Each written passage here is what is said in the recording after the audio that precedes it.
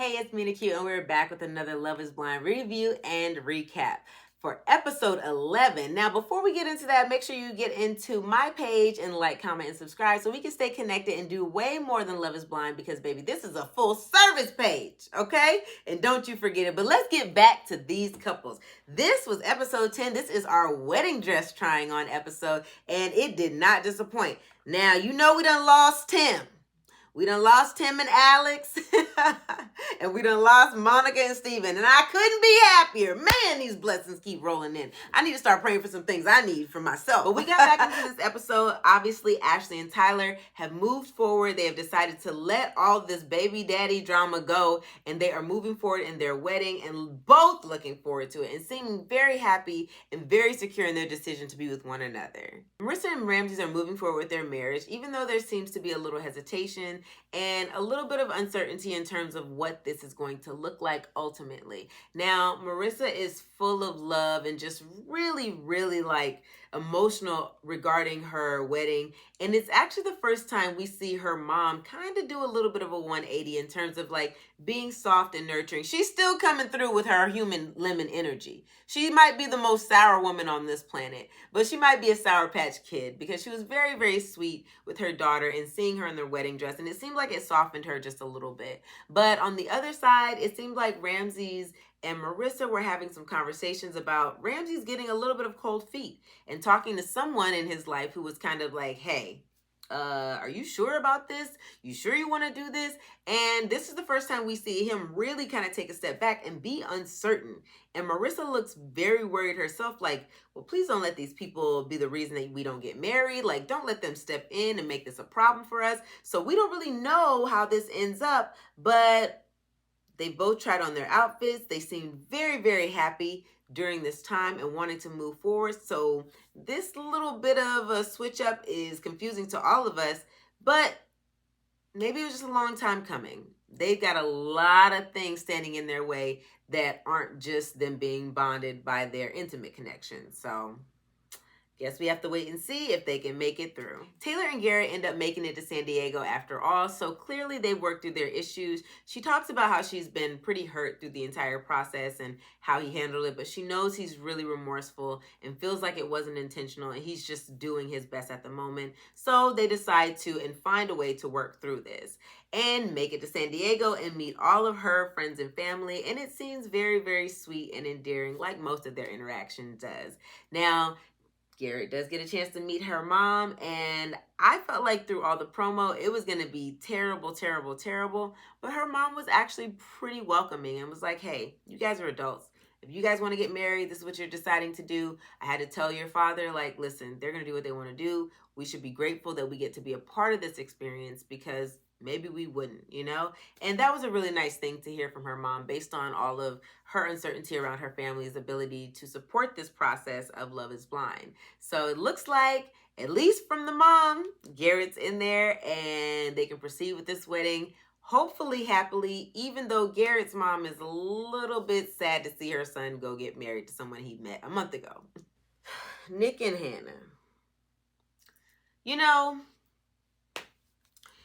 like I said on the end of the last episode, Hannah was bothered by the fact that Nick and Katie were talking at the cocktail hour and basically just spending way too much time in conversation. Now, as I said on the last episode, their conversation was completely respectful. As a friend, Katie was respectful of Hannah. She did run around saying how attractive Nick was. Now, that part, I can't, girl. I don't know. You can't be running around calling somebody man fine all the time. But in terms of how she talked to Nick and what she said to Nick, Katie was very respectful. So, of course, when Nick and Hannah got home, Hannah was ready to give Nick the business and did. And he's just like, what? Why are you asking me about the situation? If that's your best friend, why don't you go talk to her?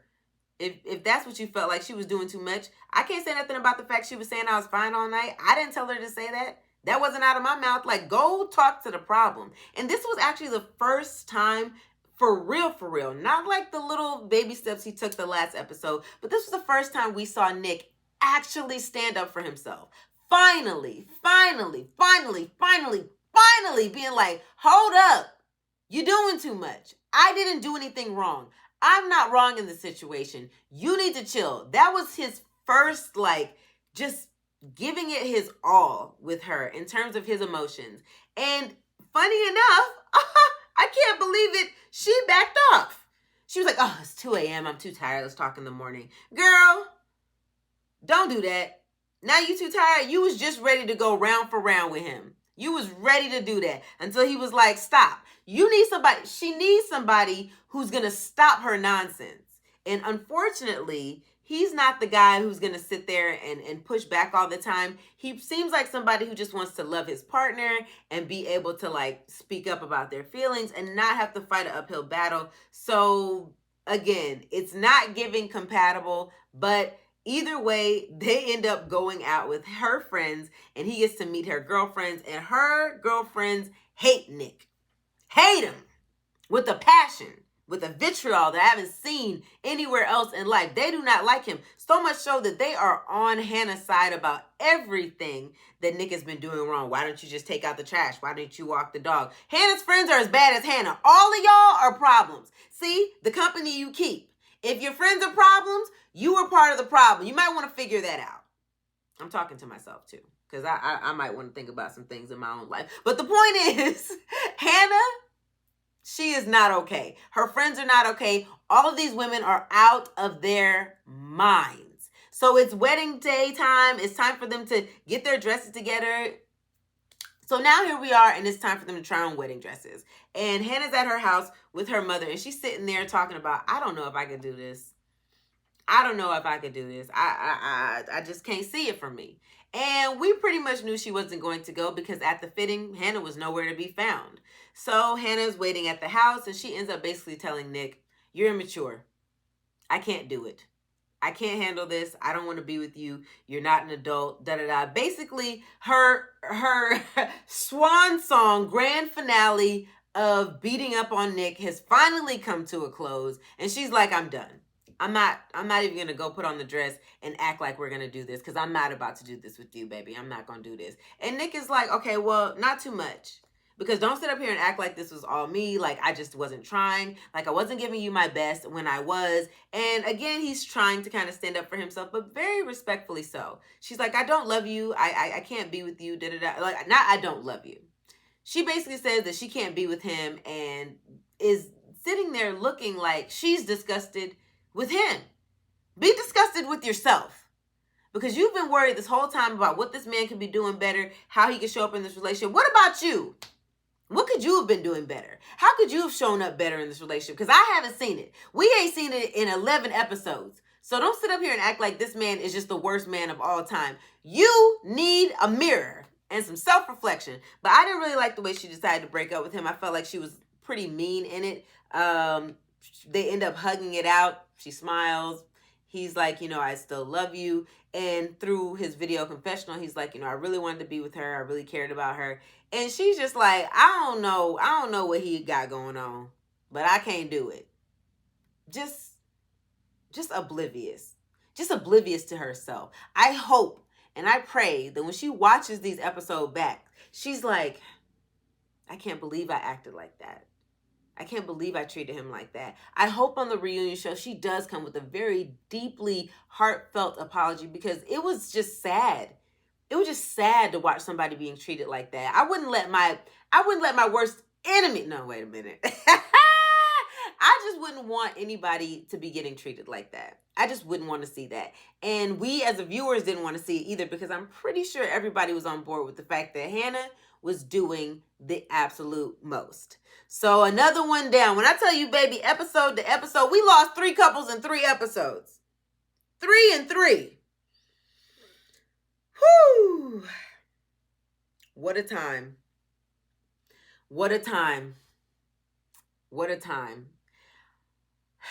Wedding episode is next. Are y'all ready? I'm ready to see who says I do. Y'all want to hear my predictions? I think Taylor and Garrett are going to do it. I even think Ashley and Tyler are going to do it. But Ramses and Marissa? Somebody's going to say no. Somebody's going to say no. Maybe it's going to be Ramses. All right. Y'all have a good rest of y'all day. Thank y'all for joining me here, and I can't wait to see you on the next episode of Love is Blind.